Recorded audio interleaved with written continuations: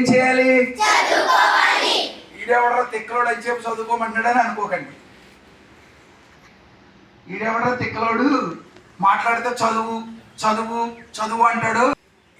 సేవ దృక్పథం కలిగిన మహోన్నతుడు ఎవరైనా చెప్పండి. మీకు తెలిసిన వాళ్ళు ఏ పేరైనా వాళ్ళే ఎవరు అంటే మీరు బొడ్డు కోసం అంటారు వేసుకున్నారన్నమాట. ఏ అంబేద్కర్? సాహెబ్ అంబేద్కర్ గారని చెప్పాలా? భిక్ష అదే ఆయన పెట్టింది. ఇది ఎవరు? గట్టిగా చెప్పండి.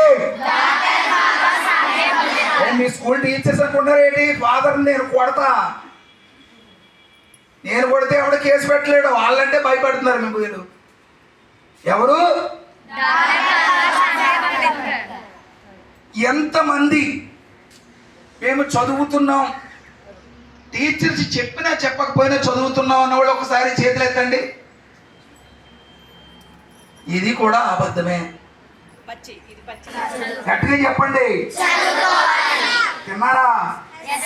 తిన్నారు కదా? ఏంటి టిఫిన్ ఈరోజు? అబ్బో నా దోస్త్ అది పులిహోర, అది మహా దోస్త్ అది. మరి పులిహోర తిని కూడా మాట్లాడకపోతే ఎలాగో? పులిలో పులిహోర ఉందా? పులిహోరలో పులి ఉంటుందా? ఉంటుందా? మీరికి ఎవరైతే ప్రయత్నిస్తారో వాళ్ళు ఎక్కడికి వెళ్తారు? చెప్పండి, అది కూడా చెప్పరా? గడ్డి కోసుకునేకి వెళ్తారా? కోతలు కోసుకునేకి వెళ్తారా? గుప్పులు తవ్వుకునేకి వెళ్తారా? లేదంటే కార్మికులుగా జీడిపిక్కల ఫ్యాక్టరీలోకి వెళ్తారా?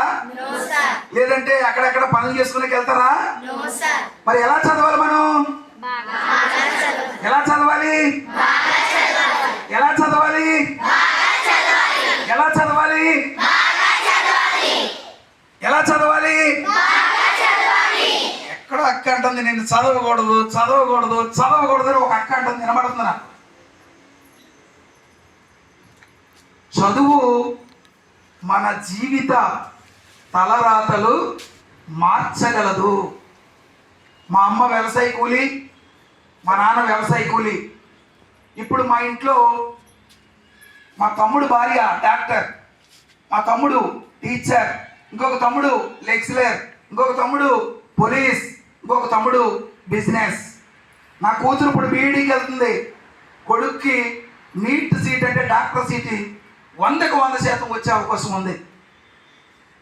నేను కూడా ఎక్కువ చదువుకోలేదు, నా భార్య కూడా ఎక్కువ చదువుకోలేదు, మా అమ్మ నాన్న అసలు చదువే చదువుకోలేదు. కానీ నేను మీ హాస్టల్కి ఇప్పుడు దేని మీద వచ్చాను? ఒక కారు మీద ఒక డ్రైవర్ని తీసుకొని వచ్చాను.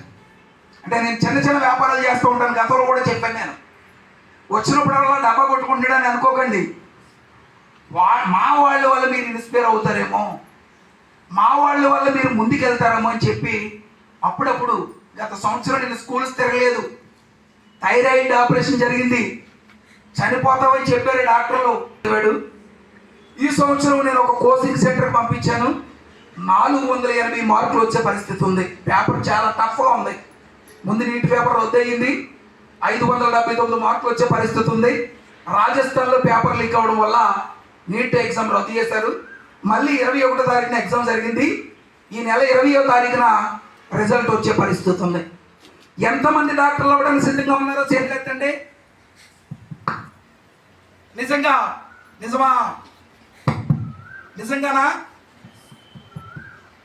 ఎంతమంది ఐఏఎస్ ఐపీఎస్ అవ్వడానికి సిద్ధంగా ఉన్నారో చేతులెత్తండి. సరిపోతుందన్నమాట ఆంధ్రప్రదేశ్. ఇంకొక విషయం, ఆడపిల్లలు చాలా శుభ్రంగా ఉండవలసిన ఉంటుంది. మీరు వెళ్ళిన బాత్రూము పనమ్మాయి వచ్చి క్లీన్ చేయకూడదు. క్లీన్ చేయాలి, కానీ మనము క్లీన్ చేయవలసిన అవసరం ఉంది. మనం తిన్న ప్లేట్ మనము శుభ్రంగా ఉంచుకోవాల్సిన అవసరం ఉంది. మన పరిసరాలు శుభ్రంగా ఉంచుకోవాల్సిన అవసరం ఉంది. ఆలోచించండి. మీకు ఇది ఒక అద్భుత అవకాశం. ఇంటర్మీడియట్ దాకానే ఉంది, అది కూడా బీసీలకు లేవు. ఆలోచించుకోండి. ఒక ఒకప్పుడు బియ్యం ఎలా ఉండేవి, ఇప్పుడు రైస్ ఎలా ఉన్నాయి మీ? నా డిమాండ్ సన్న బియ్యం, గురుకుల డిగ్రీ కాలేజీలు. సన్న బియ్యం అయితే ఇచ్చింది ప్రభుత్వం, గురుకుల డిగ్రీ కాలేజీలు ఇంకా ఇవ్వలేదు. ఆలోచించుకోండి. మంచి జీవితం, మంచి టీచర్స్, మంచి ప్రిన్సిపాల్ గారు మీకు అందుబాటులో ఉన్నారు. మీరు చాలా జాగ్రత్తగా చక్కగా అభివృద్ధి చెందాలని ఈ అవకాశం ఇచ్చినటువంటి ప్రిన్సిపాల్ గారికి, టీచర్స్కి, మా చెల్లెళ్లకు ప్రత్యేక ధన్యవాదాలు తెలియజేసుకుంటూ నేను ముగిస్తూ ఉన్నాను. జై భీమ్, జై భీమ్, జై జై భీమ్ చెప్పాలి. జై భీమ్, గట్టిగా చెప్పాలి. జై జై భీమ్, జై భీమ్, జై భీమ్, జై భీమ్, జై పూలే, జై పూలే, జై సావిత్రిబాయి, జై సావిత్రిబాయి. తెలుసా మీకు సావిత్రిబాయి? 2 చీరలు అంటే ఒక చీర బ్యాగ్లో పెట్టుకొని మరొక చీర ఆవిడ ధరించి వెళ్తూ ఉండేది. అంటే ఆడపిల్లలకు చదవద్దని చెప్పి అప్పట్లో ఒక టీం పనిచేస్తూ ఉంటే ఖచ్చితంగా ఆడపిల్లలు చదవాలని ఆవిడ ముందుకెళ్ళేది. ఆ సందర్భంలో బ్యాండీలు చల్లేవారు ఆవిడ మీద. మళ్ళీ చీర మార్చుకొని ఆవిడ ప్రయాణం చేసేది. ఈరోజు ఆమె వలనే మీరు ఈరోజు ఇక్కడ చదువుకుంటూ ఉన్నారు. అందరికీ ధన్యవాదాలు.